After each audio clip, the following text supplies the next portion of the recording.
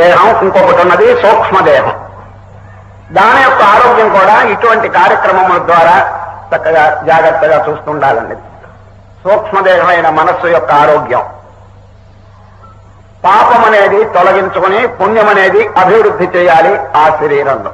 సూక్ష్మ శరీరం, దాని పేరు లింగ శరీరం లేక మానస దేహం. ఈ విధంగా చాలా పేర్లు ఉన్నాయండి దానికి. సటిల్ బాడీ అంటారు ఇంగ్లీష్ లో. సూక్ష్మదేహం అది. ఇది స్థూల దేహం.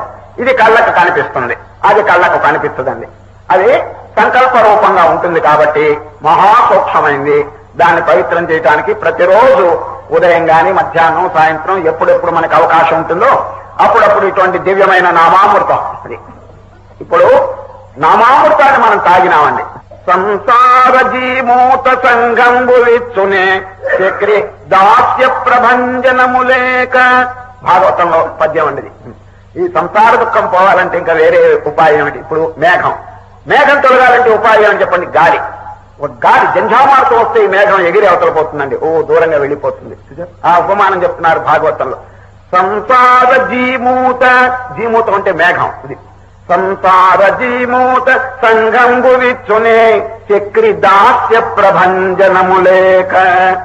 తాపత్రయాభీల దావాత్ములారునే విష్ణు సేవామృత వృష్టి లేక. దావాగ్ని అరణ్యంలోనండి చెట్లని మండిపోతున్నాయండి. ఎండాకాలం ఒక్కో చెట్టు రాసుకుని ఒక్కోసారి అగ్నిహోత్రం వస్తుంది. దాని పేరు దావాగ్ని. దావాగ్ని చల్లారాలంటే మనుష్యుడు చల్లార్పగలదా చెప్పండి? ఎన్ని బిందెలు నీళ్లు పోసినా కూడా ఆడుతుందండి వర్షం. ఒక్క పర్యాగా కుంభవర్షం వస్తే దావాగ్ని అంతా చల్లారిపోతుందండి. సరే, తాపత్రయాభీల దావాగ్నులారునే విష్ణు సేవామృత వృష్టి లేక. సర్వంకషాగౌగా జలరాసులింకునే హరిమనీషా బడబాగ్ని లేక. ఘన విపద్గాఢాంధకారం వడగునే పద్మాక్షను తిర విప్రభలు లేక. నిరుపమా పునరావృత్తి నిష్కలంక ముక్తినిధి కానవచ్చునే ముఖ్యమైన చార్య కోదండ చింతనాంజనము లేక. తామర సగర్భునకునైన దానవేంద్ర. భాగవతంలో పద్యం ఉంది. శంకర భగవత్పాదులు ఒక పుస్తకం రాసినారు. దాని పేరు శివానంద లహరి. అదే లహరి అంటే ప్రవాహం. అది ఆ శివుని స్తోత్రం చేస్తున్నారు. చాలా అద్భుతంగా ఉంటుందండి. ఒక శ్లోకం చెప్తాను. ఓ పరమశివ, మీరు ప్రార్థన చేస్తున్నారు చూడండి శంకరుడు. ఓ పరమశివ, ఈ జన్మ అయిన తర్వాత రాబోయే జన్మ నన్ను మనుష్యుడుగా పుట్టించమని నేను కోరను అంటారంట. నేను మరల మానవ జన్మ కోరటం లేదు, దేవతగా పుట్టించాలని నేను కోరటం లేదు అని ఒక పెద్ద లిస్టు ఇచ్చినారండి. ఈ లిస్టు నాకు అనవసరం. అది నరత్వం, దేవత్వం, నగ అంటే పర్వతం. నగచ్చతీతి నగ. కదలకుండా ఉంది కాబట్టి దానికి సంస్కృతంలో నగం అని పేరు పెట్టారు పర్వతం. ఓ పరమశివ, నన్ను పర్వతంగా పుట్టించినా నేను సంతోషిస్తాను. జడమైనటువంటి ఒక వస్తువుగా నన్ను పుట్టించినా నేను సంతోషిస్తాను. నగ, వన అంటే చెట్టు. నన్ను చెట్టుగా పుట్టించండి, అదే 10,000 అంటారండి ఎవరు? శంకరుడు. నేను చాలా సంతోషిస్తాను. నన్ను మళ్ళా మనుష్యునిగానే పుట్టించాలని నేను కోరను అంటారు. నరత్వం, దేవత్వం, నగ, వన, మృగత్వం. నన్ను జంతువుగా పుట్టించండి, నేను సంతోషిస్తాను. మత్స్యకం అంటే దోమ. నన్ను దోమగా పుట్టించండి. పశుత్వం, కీటత్వం భవతు విహగత్వాది జననం. విహగం అంటే పక్షి. నన్ను పక్షిగానే పుట్టించండి, ఏదైనా పర్వాలేదు. కానీ ఒక్క కండిషన్ అంటారు, ఒక్క షరతు. ఆ షరతు మాత్రం మీరు పాలించాలి. ఏంటంటే ఆ జన్మలో నీ పాదమును ధ్యానం చేయటానికి నాకు తగినటువంటి శక్తి ప్రసాదించాలి, శక్తి అనుగ్రహించాలి. ఏ జన్మైనా I don't care for the body. అది ఈ శరీరం ఎట్లా ఉంటే నాకేమండి, నీ పాద సంసేవా శక్తి కావాలి నాకు అని చక్కని ఒక వాక్యం చెప్తున్నారు. కనుక శరీరం ఎట్లా ఉన్నప్పటికీ ఏమండి, ఆనాడు గజేంద్రుడు ఏనుగుగా పుట్టారు. అయినప్పటికీ వారి మనస్సు ఎక్కడుంది చెప్పండి? భగవంతుని పాదపద్మముల మీద ఉంటే వైకుంఠంలో ఉన్నటువంటి ఆ విష్ణు భగవానుడు మాంతంగా వచ్చేశారండి. అలా వైకుంఠపురంబులో నగరిలో నా మూల సౌధంబులో. భాగవతంలో మీరు చదువుతున్నారు కదా, ఏ విధంగా రాగలిగాడు? ఒక జంతువు ప్రార్థన చేస్తేనే భగవంతుడు ప్రత్యక్షమైనప్పుడు మానవుడు ప్రార్థన చేస్తే రారండి చెప్పండి. అందుచేత భక్తి నాకు ముఖ్యం అని శంకరాచార్యులు వారు శరీరం ఎట్లా ఉన్నా నాకు పర్వాలేదు అంటున్నారు. సరిగా ఆ భక్తి కనుక ఉంటే వచ్చే ఫలితం ఏమిటి తెలుసండి? అదే చెప్తున్నారు. ఏదంటే ఇఫ్ అన్నమాట. భక్తి కనుక ఉంటే యది భవతి ముకుందే భక్తిరానంద సాంద్ర. సాంద్ర అంటే దట్టమైన గాఢమైనటువంటి భక్తి కనుక భగవంతుని యందు ఉంటే దాని ఫలితం వినుటతి చరణాబ్దే మోక్ష సామ్రాజ్య లక్ష్మి. మోక్షలక్ష్మిని పాదముల దగ్గర తాండవిస్తుంటుంది. యది భవతి ముకుందే భక్తిరానంద సాంద్ర విలుటతి చరణాబ్దే మోక్ష సామ్రాజ్య లక్ష్మి. అది ఇప్పుడు ఒక చిన్న ప్రశ్న మనం ఆన్సర్ చేసి భగవద్గీతలో ప్రవేశిస్తాం. ఈ రోజు కాలేజీ కోర్సు అని చెప్పినాను. జ్ఞానం, అఖండమైనటువంటి జ్ఞాన శక్తుల్లో మనం ప్రవేశిస్తున్నాం ఈ రోజు నుంచి. ఇది చాలా ముఖ్యమైనటువంటిది. కర్మ పూర్తి చేసినాం, భక్తి పూర్తి చేసినాం, ఇప్పుడు జ్ఞానంలో అడుగు పెడుతున్నాం ఈ రోజు నుంచి. క్షేత్రజ్ఞ విభాగ యోగం అనే 13వ అధ్యాయంలో ఇప్పుడే ప్రవేశించబోతాం. కానీ ఒక్క ప్రశ్న కొందరు అడుగుతున్నారు, ఏమండి ఈ భక్తి మార్గంలో ప్రవేశించాలంటే ఏదైనా జాతి, కులము, వయస్సు, లింగము ఇటువంటి భేదం ఏమైనా ఉన్నదా అని చెప్పి కొందరు అడుగుతున్నారు. లేదండి, లేదు. ఏమండి మీకెట్లా తెలుసును అని మీరు అడగచ్చు. నేను అథారిటీ చెప్తాను. ఈ భక్తి మార్గంలో ప్రమాణం ఎవరో తెలుసండి, నారదుడు. నారదుడు రాసినటువంటి గ్రంథం భక్తి సూత్రం. మనకేదైనా కానీ డౌట్ వస్తే ఈ భక్తి మార్గంలో ప్లీజ్ రెఫర్ నారద. అది ఆ నారదుని యొక్క భక్తి సూత్రం చూస్తే సాల్వ్ అయిపోతుందండి. అది ఈ జాతి, మత, కులాల యొక్క భేదం ఏమైనా ఉన్నదా అనేటువంటి ప్రశ్నకి వారు ఏం సమాధానం చెప్పారో తెలుసండి. నాస్తి తేషు జాతి, విద్య, రూప, కుల, ధన, క్రియాది భేద అనే ఇది ఒక సూత్రం అండి, భక్తి సూత్రం. నాస్తి తేషు జాతి, విద్య, రూప, కుల, ధన, క్రియాది భేద అనేసినాడు. ఈ భేదం లేదండి. Anybody can worship. అది అందరికీ అధికారం ఉంది భగవంతుని చింతన చేయటానికి. ఏమండి మన హృదయంలో వెలిగే దేవుణ్ణి ధ్యానం చేయడానికి మనకి హక్కు లేదండి. ఎవరు కాదంటారు చెప్పండి, నిరూపించడానికి ఎవరికీ శక్తి లేదండి. భగవానుడు చెప్తున్నాడు యా ఎనీబడీ. ఇప్పుడు మనం భగవద్గీతలో ప్రవేశిస్తాం. ఈ రోజు 13వ అధ్యాయం క్షేత్రజ్ఞ విభాగ యోగం. ఒక ముఖ్యమైన విషయం ముందుగా మీరు తెలుసుకోవాలి. అది ఇక్కడి నుంచి ప్రారంభమయ్యేది ఏమని చెప్పండి, షట్కం. ఏ షట్కం? జ్ఞానం. అఖండమైనటువంటి జ్ఞానం నోడిపోస్తారండి ఎవరు? శ్రీకృష్ణ పరమాత్మ. ఈ అధ్యాయముల యొక్క పేర్లు ఇక్కడి నుంచి వచ్చేటువంటిది 13, 14 ఇవన్నీ కూడా కొంచెం ఆలోచించండి. పేర్లు చెప్తాను. క్షేత్రజ్ఞ విభాగ యోగం ఇదండి ఈ అధ్యాయం పేరు. రేపు వచ్చే అధ్యాయం గుణత్రయ విభాగ యోగం. 16వ అధ్యాయం దైవాసుర సంపత్ విభాగ యోగం. 17 శ్రద్ధాశ్రయ విభాగ యోగం. రామరామ. ఈ విధంగా విభాగం ఇది వచ్చిందా? అది నా ప్రశ్న. ఇంతవరకు 12 అధ్యాయాలు పూర్తయిన ఎక్కడైనా విభాగం అనే పదం ప్రయోగించినారా? లేదు. ఇక్కడి నుంచి విభాగం అని కామన్ గా ఎందుకు వస్తున్నది చెప్పండి. ఇదే జ్ఞానం, ఇంకేమి లేదండి. విభాగం అంటే ప్లీజ్ డివైడ్. అది బియ్యంలో రాళ్ళు ఉన్నాయి. ఏమండి ఏం చేస్తారు చెప్పండి? వెంటనే చాటలో వేసుకుని కూర్చుంటారు.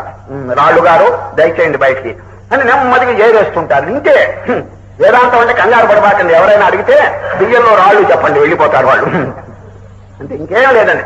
అనవసరమైన వస్తువు దాంట్లో ఉన్నది, దాన్ని తొలగించడమే వేదాంతం. ఈ ఉపాధిలో ఈ అనవసరమైన వస్తువు ఏమిటి తెలుసండి?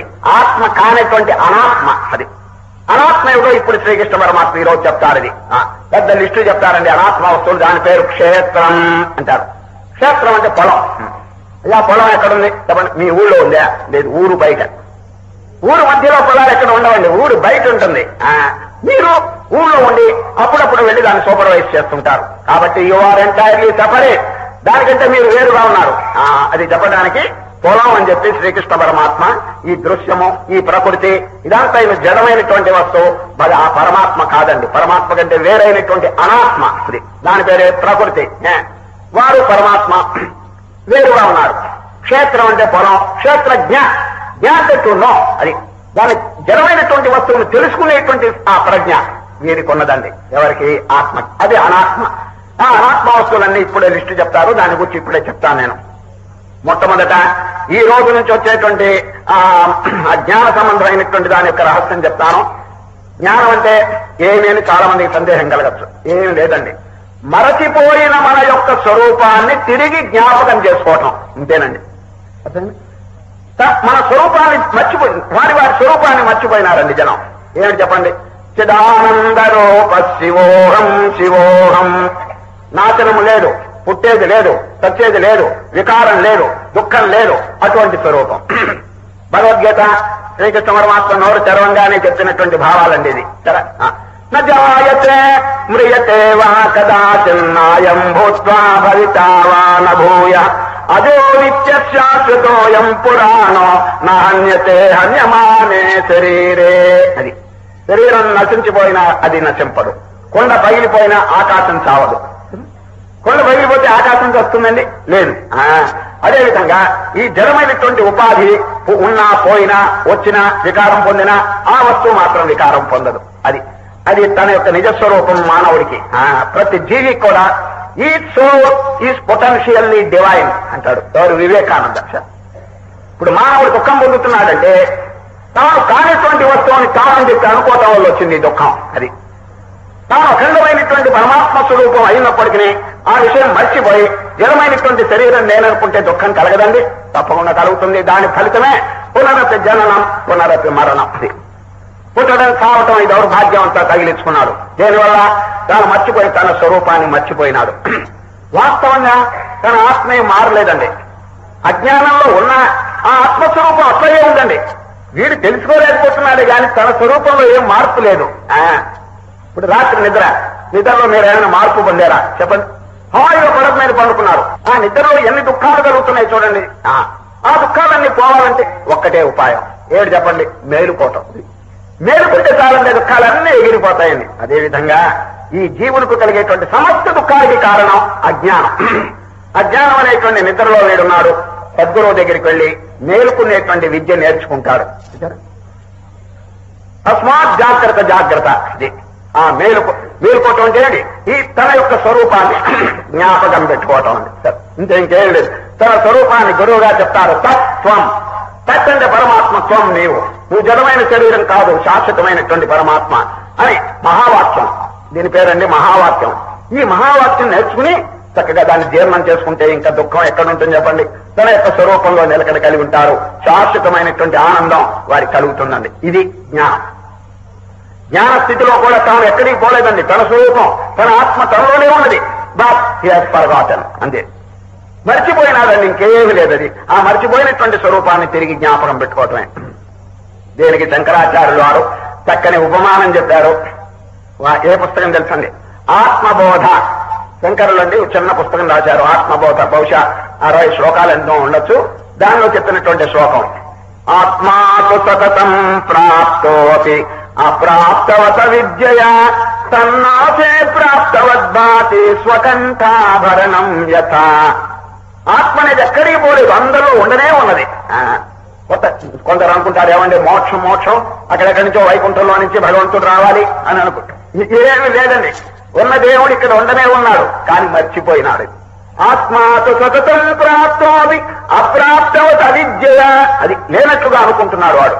మరి ఆ అవిద్య కనుక తొలగితే తన్నాసే ప్రాప్తవద్భాతి స్వకంఠాభరణం యథా. ఈ ఉపమానం శంకరాచార్యుల వారు చెప్పారండి. ఎంత అద్భుతమైన ఉపమానం. ఆత్మాసు సతతం ప్రాప్తోపి అప్రాప్తవత విద్యయా. నాయన ఆత్మ ఎక్కడికి పోయింది? భగవంతుడు ఎక్కడికి పోయినాడు? నీలోనే ఉన్నాడు. ఆత్మాసు సతతం ప్రాప్తోపి అప్రాప్తవత విద్యయా తన్నాసే. ఆ జ్ఞానం తొలగిపోతే ప్రాప్తవద్భాతి స్వకంఠాభరణం యథా. అది కంఠాభరణం ఉపమానంగా చెప్పారు ఆత్మబోధ అనేటువంటి గ్రంథంలో శంకరాచార్యుడు. ఇక్కడ జరిగింది ఏం లేదండి. వస్తువు ఎక్కడికి పోలేదు. అనవసరమైన భ్రాంతి. ఆ భ్రాంతిలో పడి అనవసరంగా దెబ్బతిన్నది. ఈ దుఃఖాలు ఇవన్నీ కూడా అనుభవిస్తున్నదండి. అదేవిధంగా జీవుడు భగవంతుడు లేడు అనేటువంటి భావంతో చేయరాని పనులన్నీ చేస్తున్నాడు. ఈ ప్రకృతి వల్ల ఈ ప్రపంచంలో ఉన్న శాసనం, చండ శాసనం, ఇది జ్ఞాపకం పెట్టుకోండి. అప్పుడప్పుడు పాపం చేత దుఃఖం అని నేను ఇదివరకు చెప్పినాను. హిమాచల్ సఫర్. అది ఎవరైనప్పటికీ కూడా పాపకార్యం చేస్తేనండి వారికి దుఃఖం కలుగుతుందండి. లేకపోతే ఈ కుంటి వాళ్ళు గుడ్డి వాళ్ళు ఎక్కడి నుంచి వచ్చారండి చెప్పండి? భగవంతుడికి ఏమైనా పక్షపాతం ఉన్నదా? తన బిడ్డలకి కష్టం పెట్టాలని ఎప్పుడైనా ఉంటుందా చెప్పండి? లేదు. మరి ఎందుకు వీళ్ళు బాధపడుతున్నారు చెప్పండి? లా. అది ఇటీవలండి ఒక పెద్ద అధికారి అండి, పెద్ద అధికారి తన మేడ మెట్లు ఎక్కుతుంటే కింద పడ్డాడండి. జారితే కాలు ఇరిగిందండి. కాలు ఇరిగితే చుట్టూ జనం వచ్చి చేరిపోయినారు. ఎవరెవరు ఏమిటో పెద్ద అధికారి గారు కింద పడ్డారని. ఆయన అందరితో అంటున్నాడు, నేను పెద్ద అధికారి అయినా నా కాలు ఇరిగిందే అంటున్నాడండి. అయ్యా జారితే ఇరగదు, ఎవరైనా ఇరుగుతుంది. అది లా అక్కడ పనిచేస్తున్నదని దాని పేరు లా ఆఫ్ గ్రావిటీ. అది భూమికి ఆకర్షణ శక్తి ఉంది. ఎవరు బాగుజారినా కింద పడి ఎదగాల్సిందే. అది అధికారి గాని ఇంకెవరైనా గాని, బలవంతుడు గాని ధనవంతుడు గాని, యు మస్ట్ సఫర్. అది అందుచేత ఈ కర్మ సిద్ధాంతం చాలా ప్రబలమైనటువంటిది. బహు జాగ్రత్తగా ఉండి చేయరాని పనులు చేయకూడదండి. అది స్కూల్లో మాస్టర్ గారండి, చిన్న క్లాస్ అండి. ఏది ఎలిమెంటరీ క్లాస్ కూడా కాదండి, కిండర్ గార్టెన్. కిండర్ గార్టెన్ అంటే వీధి బడి, చిన్న క్లాస్ అండి. అది వీధి బడి, కొంచెం అక్షరాలు నేర్పేటువంటి స్కూల్ అండి. అది దాని పేరు కిండర్ గార్టెన్ అంటారు. చిన్న చిన్న పిల్లలందరికీ కూడా పాఠం నేర్పుతున్నాడు. ఎవరండి? మాస్టర్ గారు. పలకలు ఇంకా పుస్తకాలు తిరిగి రాలేదండి, అంత పలకల్లోనే ఉన్నారు. అందరూ పలకలు ఇచ్చినారు. బలపంతో డిక్టేషన్. మాస్టర్ గారు డిక్టేషన్ చెప్తున్నారు. పిల్లలారా రాయండి. పుణ్యము అన్నాడండి మాస్టర్ గారు. వాళ్ళకి రాయటం కుదరకపోతే స్పెల్లింగ్ చెప్తున్నాడు. పాపు కొమ్మిస్తే పూ అని ఈ విధంగా పుణ్యము అని చెప్తే అందరి చేత రాయించాలని. రాశారా పిల్లలు? బాగా రాసిన. పాపము రాయండి అన్నాడండి మాస్టర్ గారు. రాస్తుంటే దీర్ఘం పాపు దీర్ఘం ఇస్తే పా అని స్పెల్లింగ్ చెప్తున్నాడు. అందరూ రాశారండి.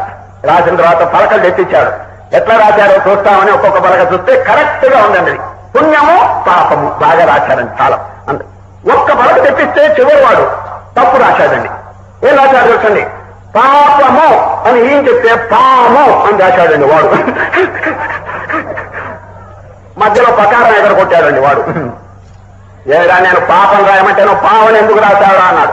సార్ రెండు ఒకటే అన్నాడండి వాడు. పాము ఈజ్ ఈక్వల్ టు పాపము అన్నాడండి వాడు. ఎట్లా అవుతుందా పాపము? పాము ఎట్లా అవుతుందా? సార్ పాము కరిస్తే ఒక్క శరీరం చస్తుంది, పాపం కరిస్తే జన్మజన్మాంతరం పుడుతూ చస్తూ ఉంటాడు అన్నాడండి వాడు. వాడెక్కడ వేదాంతం నేర్చుకున్నాడు? చక్కని భావం చెప్పాడండి వాడు. జీవితం అంతా ఏమో దుఃఖమయం అయిపోతుందండి. ఇటువంటి అమూల్యమైన జీవితాలు వృధా చేసుకోవటం పాడే చెప్పండి. ఎన్ని జన్మలు పుణ్యాలు నోములు వ్రతాలు చేసుకుంటే ఇటువంటి మానవ జన్మ వస్తుంది చెప్పండి. అమూల్యమైనటువంటి జన్మను దురుపయోగం చేయకూడదు. ఒక్కొక్క నిమిషం మోస్ట్ ప్రెషర్, మహా విలువైనటువంటిదండి. ఇప్పటికే ఆధ్యాయం చూడండి ఎంతంత గడిచిపోయింది. ఒక్కొక్కరికి 40 ఏళ్ళు 30 ఏళ్ళు 50 ఏళ్ళు ఇట్లా గడిచిపోయింది కదా. భవిష్యత్తులో ఉండేటువంటి ఆ స్వల్పమైనటువంటి జీవితాన్ని సదుపయోగం చేయడానికి మానవుడు ప్రయత్నం చేయాలన్నది. పాపం అనేది లవలేశం కూడా హృదయంలో చేరకూడదు. ఇప్పుడు శ్రీకృష్ణ పరమాత్మను అర్జునుడు వారండి 6 ప్రశ్నలు అడుగుతున్నారండి ఈ అధ్యాయంలో. మొట్టమొదట కృష్ణుడు కాదు చెప్పేది, అర్జునుడు 6 ప్రశ్నలు. ఏం చెప్పండి? ప్రకృతిం పురుషం చైవ క్షేత్రం క్షేత్రజ్ఞమేవ చ ఏతద్వేదితుమిచ్ఛామి జ్ఞానం జ్ఞేయం చ కేశవ. కృష్ణ, ప్రకృతి అంటే ఏమి? పురుషుడు అంటే ఎవరు? క్షేత్రం అంటే ఏమి? క్షేత్రజ్ఞుడు అంటే ఎవరు? జ్ఞానం అంటే ఏమిటి? జ్ఞేయం అంటే అని 6 ప్రశ్నలు అడుగుతారు. దీనికి ఆన్సరే ఈ అధ్యాయం అండి. ఇంకా కొత్తగా మధ్యలో సంభాషణ ఏం లేదు. అర్జునుడు అడిగినటువంటి 6 ప్రశ్నలకి శ్రీకృష్ణ పరమాత్మ సమాధానం ఒక్కొక్కదానికి. మొదట్లో జనరల్ గా చెప్పేస్తున్నారండి శ్రీకృష్ణుడు. బ్రహ్మాండమంతైనా కూడా ప్రతి అణువులో కూడా నేను వ్యాపించున్నాను అని మొదట్లో జనరల్ గా చెప్పేస్తున్నారండి. ఇదం శరీరం కౌంతేయ క్షేత్రమిత్య విధీయతే ఏతద్యో వేత్తి తం ప్రాహు క్షేత్రజ్ఞ ఇతి తద్విదః క్షేత్రజ్ఞం చాపి మాం విద్ధి సర్వక్షేత్రేషు భారత. అది సమస్త క్షేత్రం. క్షేత్రం అంటే ఏంటి చెప్పండి? ఉపాధి. శరీరము, పుడుతోని జంతు శరీరం, మానవ శరీరం, ఇంకా ఇవన్నీ ఈ శరీరములన్నీ క్షేత్రములు. ఈ వీటన్నిట్లో ఉండేది నేను అంటున్నారు కృష్ణ పరమాత్మ. క్షేత్రజ్ఞం చాపి మాం విద్ధి సర్వక్షేత్రేషు భారత. ఈ రెండింటికి డిఫరెన్స్ తెలుసుకోవటమే జ్ఞానం. క్షేత్ర క్షేత్రజ్ఞయోర్జ్ఞానం యత్తజ్ఞానం మతం మమ. అది కాబట్టి ఈ భేదం ఏమిటో చెప్తున్నారు. తాను కాని వస్తువులు ఏమిటో ముందు లిస్టు చెప్తున్నారండి. మానవుడు తాను అయిన వస్తువు ఏమిటి? ఆత్మస్వరూపం. తాను కాని వస్తువు ఏమిటి? అనాత్మస్వరూపం. ఆత్మను గుర్తే ముందు ఎక్కువగా చెప్తున్నారండి. తాను కాని వస్తువులు తొలగించుకుంటే అయిన వస్తువు మిగిలి ఉంటుంది. అది మహాభూతాన్యహంకారో బుద్ధిరూయస్తమేవ చ ఇంద్రియాణి దశైకంచ పంచచేంద్రియ గోచరా ఇచ్ఛాద్వేష సుఖం దుఃఖం సంఘాతశ్చేతనాధృతి ఏతక్షేత్రం. ఇప్పుడు చెప్పిన అంతా కూడా తాను కాదు. ఏమిటో వినండి. మహాభూతాన్ని 7 పంచమహాభూతాలు. ఈ జడమైనటువంటి ప్రపంచం అంతా దేంతో చేయబడింది? 5 వస్తువులు. ఏమిటా 5 వస్తువులు? పృథివీ, జలము, అగ్ని, వాయువు, ఆకాశం. ఈ 5 వస్తువులు తాను కాదండి, తనకంటే వేరైన జడమైనటువంటి వస్తువులు. మహాభూతాని అహంకారో బుద్ధిరవ్యక్తమేవచ ఇంద్రియాని దశైకంచ పంచచేంద్రియ గోచర. ఇవన్నీ తాను కాదండి. ఇప్పుడు శరీరం అనేది కనిపిస్తున్నది కానీ తక్కిన అన్ని కూడా కనిపించట్లేదండి. మహాసూక్ష్మమైనటువంటి ఆ వస్తువులు తాను కాదని చెప్పి భావించడం కొంచెం కష్టమేనండి మొదట్లో. అయినప్పటికీ బాగా విచారణ చేసి ఇది నేను కాదని చెప్పి వాటి మీద దృష్టిని తొలగించుకోవాలని. దీని పేరు క్షేత్రం అంటారు. క్షేత్రం అంటే పొలం. పొలం మనం కాదు, పొలం మనకంటే వేరుగా ఉన్నది. ఆ విధంగా ఈ ఉపాధి కంటే కొంచెం వేరు చేసుకునేటువంటి విభాగ యోగం శ్రీకృష్ణ పరమాత్మ బోధిస్తున్నారు. ఇది అందరికీ తెలియదండి. They are mixing together. అది దే ఆర్ ఐడెంటిఫై. జడమైన వస్తువుతో తాదాత్మ్యం పొందిపోతున్నారు. ఇప్పుడు శ్రీకృష్ణ పరమాత్మ వేరు చేయమంటారు. ఇప్పుడు పాలలో నీళ్లు కలిసినాయండి. పాలలో నీళ్లు కలిస్తే మనుష్యుడు ఏమి చేయలేడండి, అంతే. ఆ 2 కలిపిన దాన్ని తాగాల్సిందే. కానీ ఒక జంతువు అన్నది ఒక పక్షి. ఆ పక్షి ముక్కులో ఎటువంటి శక్తి పెట్టాడంటే బ్రహ్మదేవుడు ఆ పాల దగ్గరికి మిక్స్చర్ దగ్గరికి తీసుకుపోతే పాలు మాత్రం తాగి నీళ్లు వదిలేస్తుందండి. ఎవరు? హంస. ఆ హంసకు ఉన్నటువంటి శక్తి రావాలండి ఇప్పుడు. అది నిత్యానిత్య వివేకం చేస్తుంది. అది ప్రపంచంలో 2 కలిసి ఉన్నాయండి, ఆత్మ అనాత్మ. అనాత్మను వేరు చేసేటువంటి శక్తి అంటే హంస, పరమహంస. అది ఆ పరమహంస యొక్క శక్తి రావాలని దాని కొరకండి ఇప్పుడు ఈ ప్రయత్నాలన్నీ కూడా. డివిజన్, ఏది మనం కాదో దాన్ని కొంచెం దూరంగా పెట్టి దాని మీద అటాచ్మెంట్, ఆసక్తి లేకుండా చేసుకుని, అనగా వైరాగ్యం కలిగి తాను అయిన వస్తువు మీద ఏకాగ్రత కలిగి ఉండటమే ఈ ఆత్మజ్ఞానం అన్నది. ఇప్పుడు ప్రధానమైనటువంటి విషయంగా ప్రవేశిస్తున్నారు. ఏమిటో తెలుసండి, సద్గుణములు. నిన్న దినం మొదలు పెట్టారండి ఈ క్యారెక్టర్. అంటే మనస్సును సిద్ధం చేసేటువంటి కార్యక్రమం నిన్న సద్గుణములు ప్రారంభం చేస్తున్నారు. ఇక దాదాపు ప్రతి అధ్యాయాన్ని కూడా కొన్ని చెప్తుంటారండి సద్గుణములు. మొరాలిటీ అంటారు ఇంగ్లీష్ లో. Character building. అది కాక లేకపోతే మనస్సు కనుక మలినంగా ఉంటే ఎవరు మోక్షం పొందలేరు. ఏ విధంగా? మురికి అర్థం. ఈ అర్థం అంటే ఎవరు చెప్పండి? హృదయం. ఆ హృదయంలో కనుక మురికి అనగా పాపం, దుష్ట గుణములు, దుస్సంస్కారములు, దుర్వాసనలు, దురభ్యాసములు ఇవి కనుక ఉంటే ఎవరు కూడా మోక్షం పొందలేరది. ఇది ఈ జన్మలో వచ్చేది కాదండి. అది జ్ఞాపకం పెట్టుకోండి. ఈ జన్మలో ఏదో కొద్దిగా వస్తాయి కానీ అనేక జన్మల నుంచి కూడగట్టుకున్నటువంటి పాటలు వాటి ఉంటాయండి. అది పుట్టుకతోనే వస్తాయి. ఇది సరే, గీతలో మన 6వ అధ్యాయంలో చెప్పారు. తత్కృతం బుద్ధితం యోగం లభతే పౌర్వదైహికం. మంచి వస్తుంది, చెడ్డ వస్తుందండి. అందుచేత శ్రీకృష్ణ పరమాత్మ అయా మోక్షాన్ని కలవరించవాకండి. మోక్షం మీలోనే ఉంది, భగవంతుడు మీలోనే ఉన్నాడు. కొంచెం విషయం తెలుసుకోండి. నాలో దైవం ఉన్నారు, నేను పరిశుద్ధమైనటువంటి స్వరూపాన్ని కొంచెం అర్థం చేసి తెలుసుకుంటే చాలు. దానికి ఈ మనస్సు కనుక మురికిగా ఉంటే చూడలేరు. అది మనస్సు కనుక మలినంగా ఉంటే ఎవరు భగవంతుని యొక్క దర్శనం చేసుకోలేరు. దానికి ఉపాయం ఏంటి? Purify your mind. అది మనస్సును శుద్ధం చేసుకోవాలండి. ఈ సాధన చేయటానికండి ఎన్నో ఉపాయములు అవలంబించాల్సి వస్తుంది. యుక్తి నేను చెప్పలేదు, శక్తి పనికిరాదండి. మనస్సును జయించాలంటే శక్తి కాదు, యుక్తి.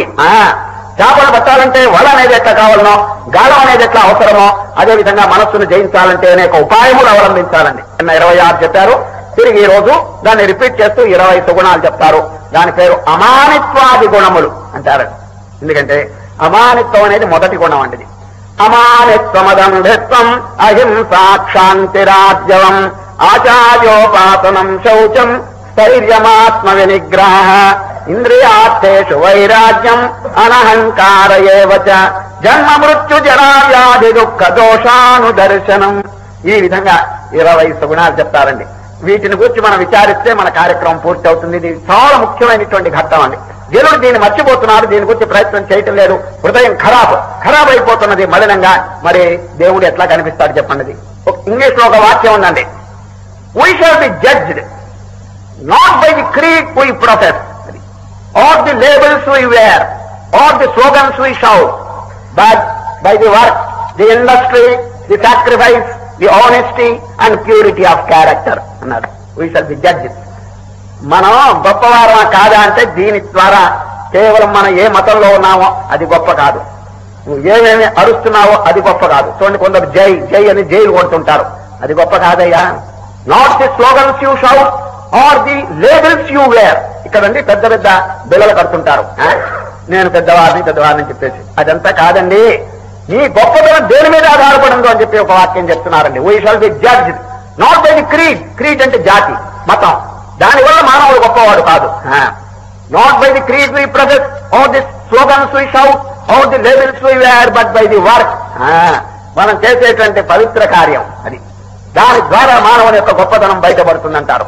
But by the work, the industry, the sacrifice, the honesty and purity of character. అది ఆ పవిత్రమైనటువంటి హృదయం వల్ల మానవుని యొక్క గొప్పతనం అంతా తెలుస్తున్నాయి. కానీ ఊరికే నోటి మాటలతో జై జై అని కొట్టి చెప్పినందువల్ల కానీ, మీరు పెద్ద పెద్ద బిళ్ళలు ఇక్కడ కట్టుకున్నందువల్ల కానీ, ఫలానా జాతి మతం అని చెప్పి చెప్పినందువల్ల కానీ గొప్పవాడు కాదయ్యా. ఫస్ట్ ప్యూరిఫై యువర్ హార్ట్ అని పెద్దలు చక్కని ప్రబోధం చేస్తున్నారండి. వీటిని గురించి వివరించే ముందు ఒక చిన్న విషయం మీరు జ్ఞాపకం పెట్టుకోవాలి. ఏమిటంటే, మనస్సును ఎట్లా తయారు చేయాలో తెలుసండి. అద్దం అంతేనండి. అద్దం ఎట్లా ఉంటుంది చెప్పండి? క్లీన్ గా ఉంటుంది, శుద్ధంగా ఉంటుంది. దాని ముందు ఏదైనా పెట్టండి, ఇట్ విల్ బి రిఫ్లెక్టెడ్. అంటే ఏ వస్తువైనా పెట్టండి, అద్దంలో అది ప్రతిబింబిస్తుందండి. అద్దంలో ఎటువంటి శక్తి ఉన్నదో చూడండి, రిఫ్లెక్టివ్ కెపాసిటీ ఉన్నది. ఆ ప్రతిబింబించేటువంటి శక్తి ఉన్నది. ఎక్కడ ఏదైనా ఇప్పుడు ఒక కొయ్య ముక్క కానీ గోడ కానీ ఏమంటే రిఫ్లెక్ట్ అవుతుందా? లేదు. ఎందుకు? It is not so clean as the mirror. అది అద్దం ఎంత క్లీన్ గా ఉందో అంత క్లీన్ గా గోడ లేదండి. అందుచేత గోడ ఎదురుగుండా ఏదన్నా పెడితే రిఫ్లెక్ట్ కాదు. కొయ్య ఒక చెక్క ఎదురుగుండా ఏదన్నా పెడితే రిఫ్లెక్ట్ కాదు. దేని ముందు పెట్టా కూడా రిఫ్లెక్షన్ రాదండి. ఇది అద్దం ముందు పెడితే రిఫ్లెక్షన్ వస్తుంది. ఈ వస్తువు ఎట్లా ఉందో అట్లాగే దాంట్లో గోచరిస్తుందండి. సరే, ఆ అద్దంలో ఆ శక్తి ఉన్నది. అదేవిధంగా మనస్సును ఎట్లా తయారు చేసుకోవాలి? అడుగున దేవుడు ఉన్నాడండి. స్వశరీరే స్వయం జ్యోతి స్వరూపం సర్వసాక్షిణం. సర్వసాక్షి అయినటువంటి పరమాత్మ అందరిలో కూడా నివసిస్తున్నారు. కానీ ఈ మనస్సు ఎట్లా ఉందో తెలిసిన అద్దం మోస్తరు లేదండి. అది అపవిత్రంగా ఉండేది చేత దాంతో రిఫ్లెక్ట్ కావటం లేదు. ఎప్పుడు ఈ మనస్సును శుద్ధంగా అద్దం వల్ల తయారు చేసుకుంటామో ఇంకా కొత్తగా సాధన అవసరం లేదండి. భగవంతుడు దాంట్లో చక్కగా అనుభూతం అవుతారది. ఇంతేనండి మన కర్తవ్యం అది. రామతీర్థుల వారు ఒక చిన్న దృష్టాంతం దీని గురించి చెప్పారు.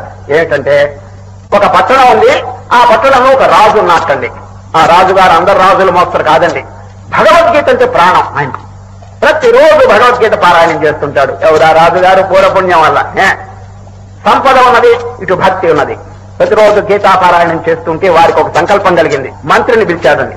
మంత్రి గారు, మన దేశంలో ఉన్నటువంటి ఆర్టిస్ట్ అంటే చిత్రకారులందరినీ పిలిపించండి. కొన్ని వందల మందిని పరీక్ష పెట్టండి, ఎగ్జామినేషన్. ఇద్దరిని ఏరుకోండి. ఫస్ట్ మార్కు, సెకండ్ మార్కు, లేకపోతే సమానంగా ఉన్న మార్కులు, వాళ్ళని ఇద్దరిని ఏరుకోండి. మెరికిల వంటి వారిని. వారితో నా దగ్గర తీసుకురాండి, పని ఉంది అన్నది. అట్లాగే మంత్రి గారు పెద్ద టెస్ట్ ఎగ్జామినేషన్ పెట్టి చిత్రకారులందరికీ పరీక్ష పెట్టి ఇద్దరిని ఏరుకున్నారండి. ఫస్ట్ ర్యాంక్ లో ఇద్దరిని ఏరుకున్నారు. వారిద్దరిని, రాజా ఇదిగో చిత్రకారులు మేటి. అప్పుడు రాజు వారిద్దరికి పని పెట్టాడండి. ఏమిటి తెలిసిన, నాయనలారా మీ ఇద్దరు చాలా అమోఘమైనటువంటి చిత్ర రచన నైపుణ్యం కలవారని చెప్పి మంత్రి గారు చెప్తున్నారు. ఇప్పుడు రాండి, మా అంతఃపురానికి రాండి. అక్కడ రెండు గోడలు ఉన్నాయండి. ఇటొక గోడ ఆపోజిట్ గా ఎదురెదురుగా కొత్తగా సున్నం వేసినటువంటి గోడలని తెల్లగా ఉన్నాయి.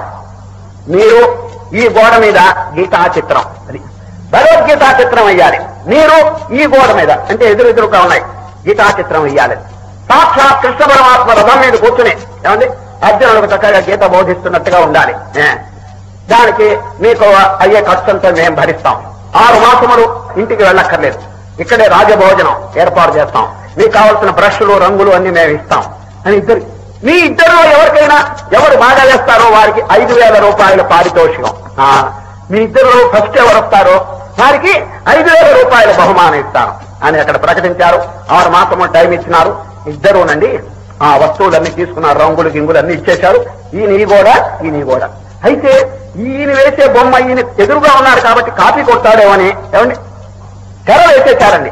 అప్పుడు కూడా కాపీలు ఉన్నాయండి. ఆ టైంలో కూడా ఇటో కట్టెలు వేశారండి. ఈ కట్టెల వెనక వాళ్ళు వేసుకుని సరిగా ముహూర్తం ఒక టైం పెట్టారు. అయం ముహూర్తమస్తో ప్లీజ్ బిగిన్ అన్నారండి. వీరు మొదలు పెట్టారు. 6 మాసములు పూర్తయిందండి. ఇక రాజుగారు ఈ రెండిట్లో ఏది బాగుందో చూడాలని జడ్జెస్ న్యాయ నిర్ణేతలు పిలిపించారండి. జడ్జెస్ ని 4 జడ్జెస్ అండి, జడ్జిలు. ముందు ఈ తెర తీసేశారండి. అరే వండర్, ఇంత న్యాచురల్ గా ఇంతవరకు ఎవరు వేయలేదండి గీతా చిత్రం. సాక్షాత్ కృష్ణ పరమాత్మ అవతరించినట్టుగా ఉన్నారు. అంత సహజంగా ఉన్నదండి ఆ చిత్రం. అందరూ జడ్జెస్ అనుకున్నారు బహుశా వీడికే ఫస్ట్ మార్క్ వచ్చి తీరుతుంది, ఇంత సుందరంగా ఇంతవరకు ఎవరు వేయలేదు గీతా చిత్రం అని మనసులో అనుకున్నారండి. బయట చెప్పరండి, ఎందుకంటే వీడికి కూడా చూడాలి కదండి. మరి చెప్పలేదు, మనసులో అనుకున్నారండి. ఈ తెర తీసి అవతల బారేశారు. ఇక వీడేం చేస్తున్నాడు తెలుసండి, 6 నెలలు అసలు బొమ్మే గీలేదండి. వీడు అసలు బొమ్మే గీల, శుభ్రంగా ముక్కు వరకు తినటం, ఇక్కడ కూర్చోవడం, తెర లోపల ఒక గాజు పెంకు తెచ్చుకున్నాడండి. గాజు పెంకు ఎక్కడ తెచ్చుకున్నాడో ఈ గోడంతా రుద్దటం మొదలు పెట్టాడండి. అంతే, ఇంకేమీ లేదు వాడు చేసిన పని. గోడంతా రుద్ది రుద్ది రుద్ది గీకి గీకి ఎక్కడ తయారైందో తెలుసండి, అద్దం. అద్దం వస్తుడు నమ్మగా తయారు చేసి పెట్టాడండి వీడు. ఈ తెర తీయంగానే ఈ గీతా చిత్రం దీంతో ప్రతిబింబించిందండి. అరే జడ్జెస్ అనుకున్నారు, వీడు గోడ మీద వేశాడు, వీడు గోడ లోపలే వేశాడు రా వీడు. వీడు రంగుతో వేశాడు, వీడు రంగులు లేకుండా వేశాడు రా వీడు. దిశలో గెస్ట్ ఫస్ట్ మార్క్ అన్నారండి వాళ్ళు. వీడికి ఫస్ట్ ప్రైజ్ ఇచ్చారండి. ఏమండి, ఏమైనా బొమ్మ గీశాడా వీడు? లేదు, గోడను శుభ్రం చేశాడు అంతేనండి సార్.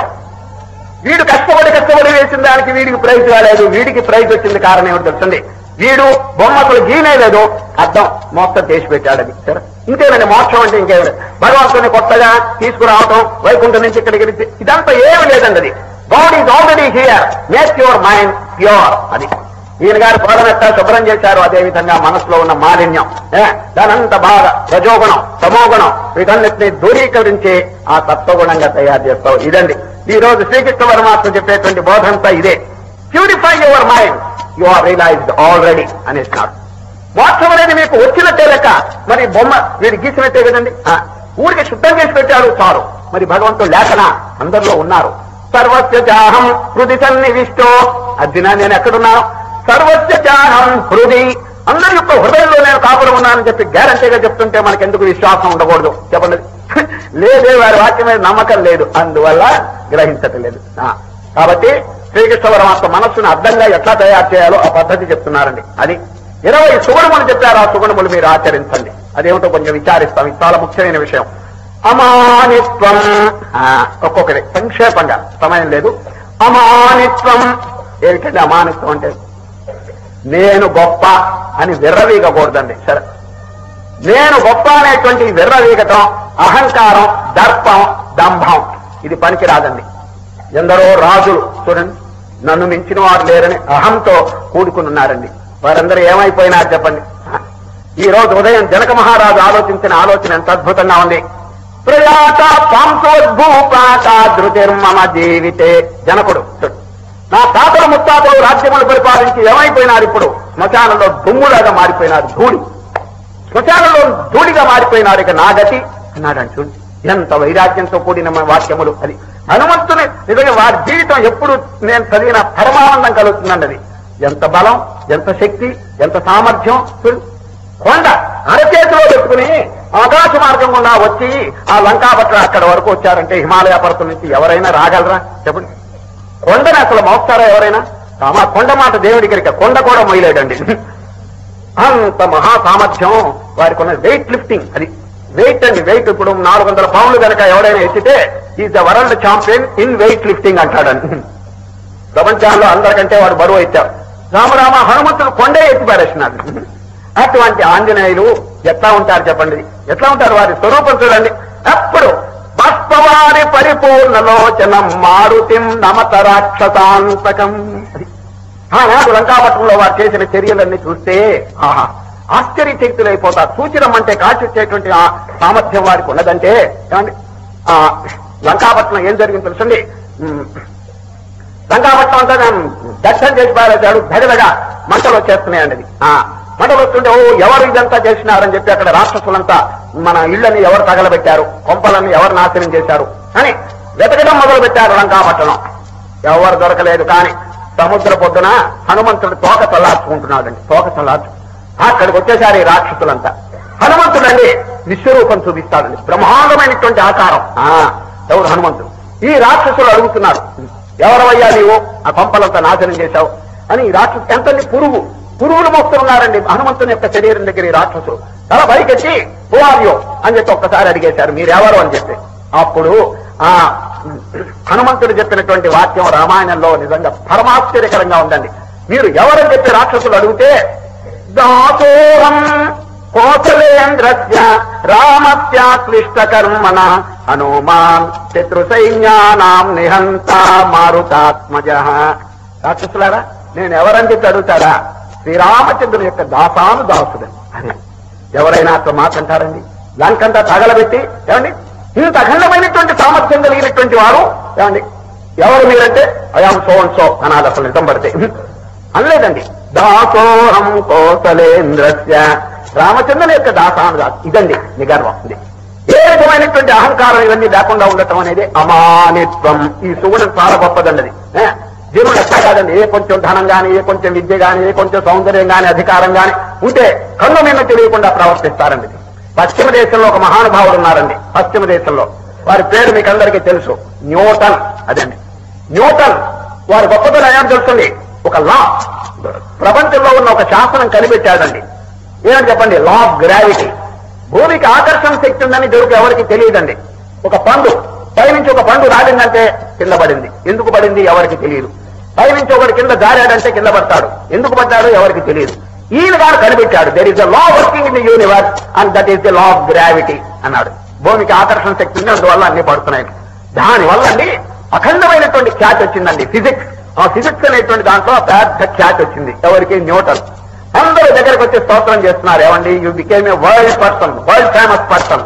మీరు విశ్వవిఖ్యాతి చెందిన మహనీయులుగా తయారైనారు. ఎంత ప్రజ్ఞ అని అందరూ స్తోత్రం చేస్తుంటే వారు ఎవరన్నా తెలుస్తుంది? ఐఎమ్ ఓన్లీ ఎ చైల్డ్ అన్నట్టు. నాది ఉంటే నేను పసివాడిని అన్నట్టు. I'm only a child picking up a few pebbles on the షోర్స్ of the gigantic ocean of truth అన్నాడు. సత్యం అనేటువంటి మహాసముద్ర బొడ్డున 4 చిల్లి గవ్వలు ఏరుకున్నాను. చూడండి వారు ఎంత వినయంతో చెప్పారు. చూడండి అదండి నిరహంకారం. అది అమానిత్వం. ఏమండి అర్థమైంది? ఇంకా సంక్షేపంగా తక్కినవి కూడా 1-2 విచారిస్తాం. అమానిత్వం, అదంభిత్వం, అహింసా, క్షాంతిరాజ్యవం, ఆచార్యోపాసనం, శౌచం, స్థైర్యమాత్మ వినిగ్రహ. అహింస ఏం చెప్పండి? ఒక ప్రాణికి బాధ కలుగు చేయకూడదు. మంచిదే. ఈ కాలంలో ఒక ప్రశ్న వస్తుంది, అయ్యా మీరు బాధ కలుగు చేయకూడదని చెప్పారు. ఎందుకు? అది నాలో బలం ఉన్నది. వాడు చెంపలు ఎందుకు వాయించకూడదు? అని నాలో బలం ఉన్నది. వాడు ఎందుకు కొట్టకూడదు? చెప్పండి. అయ్యా గవర్నమెంట్ వారు ఒప్పుకోవడంటే అది సరే, అందరికీ తెలిసిన జవాబుది. అదే మన శాస్త్రంలో జవాబు చెప్తున్నారు. ఎందుకు వాడిని కొట్టకూడదంటే నీలో ఉండే ఆత్మ వారిలో ఉండే ఆత్మ ఒకటే. అటువంటిప్పుడు నువ్వు వాడిని ఎట్లా కొడతావు? అది విశ్వరూపం అందుకునే చూపించారండి. బ్రహ్మాండమంతైన unity, although you see diversity. అనేకత్వం చూసినప్పటికీ ఏకత్వం అనేది తాండవిస్తున్నదండి. లేదండి ఒకే విశ్వ రూపంలో చేతులు, కాళ్ళు, తలలు, దేవతలు, రాక్షసులు వీళ్ళందరూ ఎందుకు కనిపించినారు? ఒక్కటే. వీళ్ళందరూ కూడా ఒకే స్వరూపం. అది నేర్పటానికి చెప్పారండి. అది కనుక తెలుసుకుంటే ఇక ఎవరి మీద కోపం? చెప్పండి. అహింస అనే దానికి మన శాస్త్రం ప్రమాణం చెప్తున్నది. ఎందుకు నేను వాడిని కొట్టకూడదు? నాకు బలం ఉన్నది. అయ్యా వాడిలో ఉండే చైతన్యం నీలో ఉండే చైతన్యం ఒకటే. అందువల్ల వాడిని కొట్టినావా నిన్ను నీవు కొట్టుకున్నట్టే అని శాస్త్రంలోది. యస్మిన్ సర్వాణి భూతాని ఆత్మైవాభూత్ విజానత తత్ర కో మోహత్తశోక ఏకత్వమనుపశ్యత. అది బ్రహ్మాండమంత ఏకం. అది ఆ ఏకంలో నువ్వు ఎవరిని కొట్టావు, ఎవరి మీద సూయ అని చెప్పి మొదటి ఉపనిషత్తు అండి. దాని పేరు ఈశావాస్యోపనిషత్తులో చెప్పారన్నది. యస్మిన్ సర్వాణి భూతాని ఆత్మైవాభూత్ విజానత తత్ర కో మోహత్తశోక ఏకత్వమనుపశ్యత. ఆచార్యోపాసనం. ఒక్క నిమిషం ఇక్కడ ఆవుదాం. ఆచార్యోపాసనం ఏంటండి? ఆచార్యుడు అంటే గురువు అండి. గురువు దగ్గర కొంచెం సేవ చేయండి, వారి ద్వారా కొన్ని విషయాలు నేర్చుకోండి అని శ్రీకృష్ణ పరమాత్మ. ఈ కాలంలో ఈ గురు శిక్ష ఇదండి సరిగా జరగటం లేదండి. అది నమ్మటం లేదు. గురువు గారు ఎందుకు నా అంతటి నేనే ప్రాక్టీస్ చేస్తాను కాదండి. ఇది మహాసటిల్, మహా సూక్ష్మమైనటువంటి విషయం. గురుదేవుడు అనుభవజ్ఞుడైనటువంటి మహాత్ముడి దగ్గర నేర్చుకోవాల్సిన అవసరం చాలా ఉంది. అందుకనే శ్రీకృష్ణుడితో ఎంత గొప్పవారు, అవతారమూర్తి కదా. సాందీపుడు అనే గురువు దగ్గర సేవ చేసినారని. ఎందుకు చేయాలి? శంకర భగవత్పాదులు చాలా గొప్పవారు. గోవింద భగవత్పాదులు అనే వారి దగ్గరికి వెళ్లి సేవ చేసినారు. వివేకానంద చాలా గొప్పవారు. రామకృష్ణ పరమహంస దగ్గరికి వెళ్లి సేవ చేసినారు. ఎందుకు చేయాలి చెప్పండి? వారిలో అఖండమైనటువంటి శక్తులు ఉన్నప్పటికీ ఈ గురు శిక్ష సంప్రదాయం అండి చాలా అవసరం. అది అనుభవజ్ఞుడైనటువంటి గురువుకి సేవ చేస్తే ఒక తెర తొలగిపోతుందండి. ఆచార్యోపాసనం. ఆచార్యోపాసనం శౌచం స్థైర్యమాత్మ వినిగ్రహ. ఈ మధ్య ఒక ఆయన అండి, ఇద్దరికి సంభాషణ జరుగుతున్నదండి. ఒక ఆయన ఏమడిగాడు తెలుసండి? ఏమయ్యా ఎవడు చూసినా గురు సేవ, గురు ధ్యానం, గురు పూజ అంటారు. ఏమయ్యా గురువు అంటే అంత గొప్ప? ఆకాశంలో కింద ఊరొచ్చాడా? ఆయనకేమైనా కొమ్ములు మొలిచినా అని ఈ విధంగా అడిగాడండి ఒక ఆయన. అవతల ఆయన ఏం చెప్పాడయా? ఏం చెప్పాడు తెలుసండి? గురువుకి కొమ్ములు మొలిచినా అని అడుగుతారా? ఒక కొమ్ము కాదు 3 కొమ్ములు మొలిచినాయి అన్నాడండి. ఎట్లా అన్నాడు?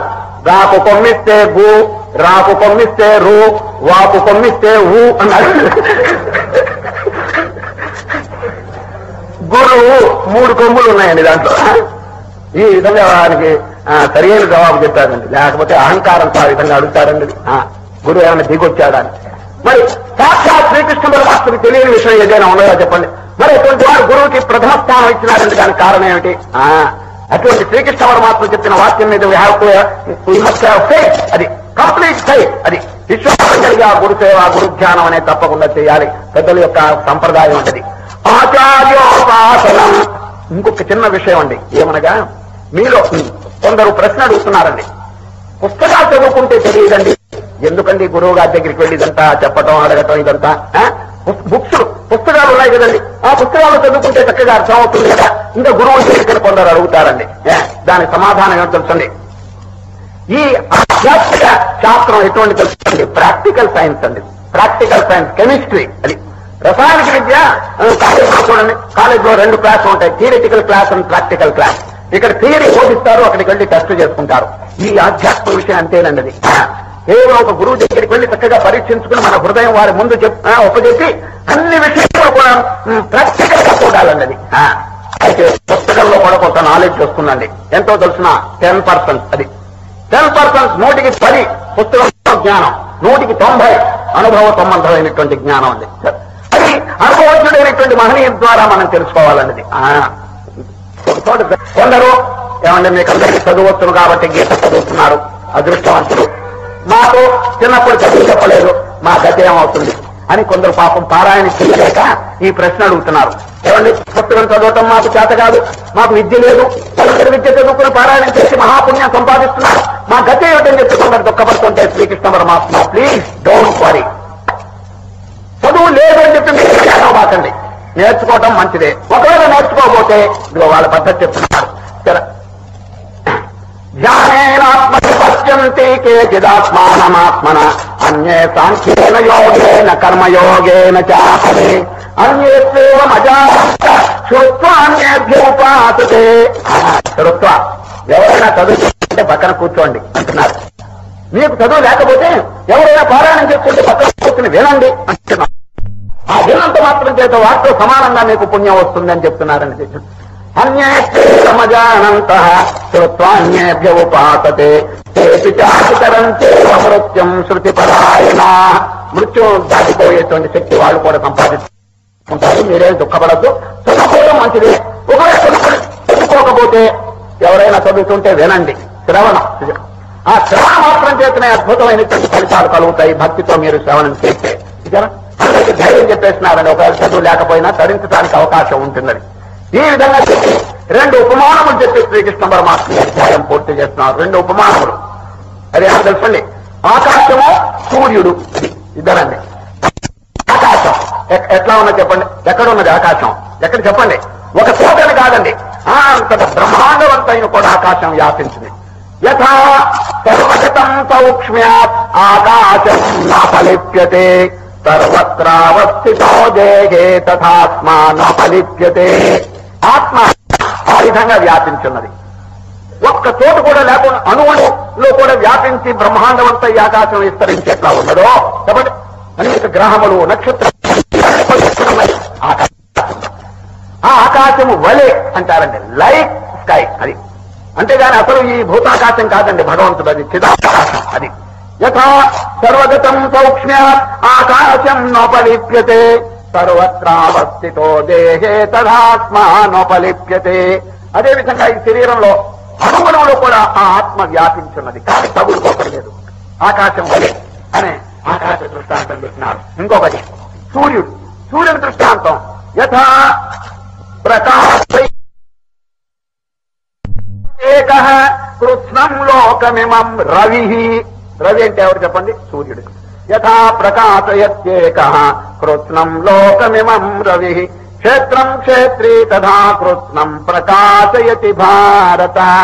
ఈ ఉపాధినంతా ప్రకాశింపజేసేది లోపల ఆత్మ. ఏ విధంగా సూర్యుడి జగత్తునంతా ప్రకాశింపజేస్తున్నాడు, ఆ విధంగానే సూర్యుని దృష్టాంతం తీసుకుని చక్కగా బోధించారండి. బోధించి ఈ క్షేత్రజ్ఞ విభాగ యోగం యొక్క రహస్యం సంక్షేపంగా చెప్పి ఈ రోజు అధ్యాయం పూర్తి చేసినారు.